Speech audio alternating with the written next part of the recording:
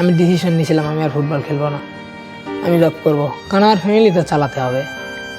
Football খেলে দেখতেছি হচ্ছে না, সবাই বলে যে তোমার হাইট কম, তুমি গোলকিপার হতে পারবে না, অনেকেই বলছে আর কি, আমাদের আত্মীয় স্বজন বা ভাই ব্রাদার বলছে। তা আমি কিছু মনে করিনি আর কি। আমি বলছি না থাক, যাই ঢাকার দিকে যাই, চাকরি করি, একটা ফ্যামিলি চালাতে হবে, দুইজন চাকরি করি।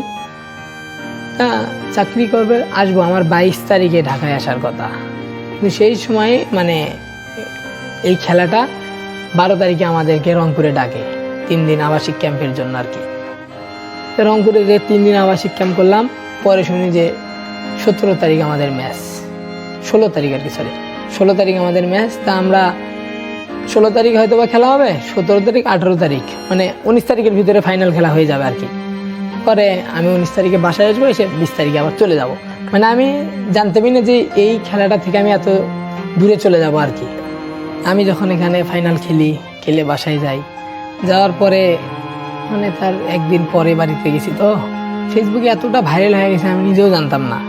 একজনের ফোন নিয়ে একটু চালাইছি, তখন দেখি যে অবস্থা। পরে বাসায় বললাম যে এই খেলাটা থেকে এরকম হয়েছে, মানে আমাদের ভাই ব্রাদার যারা ছিল সবাই বলতেছে যে তুই খেলাটা ধরে রাখ, এখান থেকে তুই ভালো পর্যায়ে যাবি। বাসায় বললাম যে আমি চাকরিতে যাব না, আমি ফুটবল খেলবো। পরে বাসায় মা বললো খেল, আমি বললাম ঠিক আছে। ওখান থেকে আর কি আর মানে এটা খেলা যে বাদ দিব এটার মাথাতেও এখন আর আসে না, যে আমি খেলবো, যদি হয় ফুটবলার হব, যতদূর পারি আর কি। একটা লেভেল আছে ফুটবলার হওয়ার, যতদিন পর্যন্ত লেভেলটা না পার হয়েছে এতদিন আমি ফুটবল খেলে যাবো। ফুটবলার হওয়াটা এখন আমার জন্য একটু সহজ, আবার অনেকটা কঠিনও। একদিকে ফ্যামিলির চিন্তা, আরেকদিকে ফুটবলার হওয়ার চিন্তা। কোনটা মানে কিছুদিন আগে ভাবছিলাম যে ফুটবলটা বাদই দিব, এখন আবার ভাবতেছি যে ফুটবল খেলবো। কিন্তু এই ফুটবলার হওয়াটা কিন্তু অনেক কঠিন। এই খেলাটা থেকে একটু কিছু সম্মান পাইছি, দেখি আল্লাহ যদি কপালে রাখে তাহলে বাংলাদেশ ন্যাশনাল টিমে খেলবো। আর চিন্তা চেতনা এখন একটাই আছে যে আমি ফুটবলের পিছনে লড়ে যাবো আর কি। আম্মু ভাইয়াকে বলছে যে তুই চাকরি কর, ওই ফুটবল খেলুক, ওর এখনও চাকরি করার বয়স হয়নি।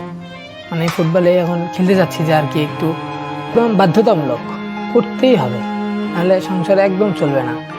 ছোট একটা জায়গা কিনে ওই জায়গায় টিনের বাড়ি করে থাকলেও শান্তি আছে, কিন্তু আমাদের তো এখন মানে নিজের বাসা নাই আর কি। এই জন্য 2 ভাইয়ের চিন্তা ভাবনা আছে যে আমরা 2জনই চাকরি করব, চাকরি করে কিছুদিন একটু ধৈর্য ধরে একটা জায়গা কিনে ওই জায়গায় একটা টিনের বাড়ি দিয়েও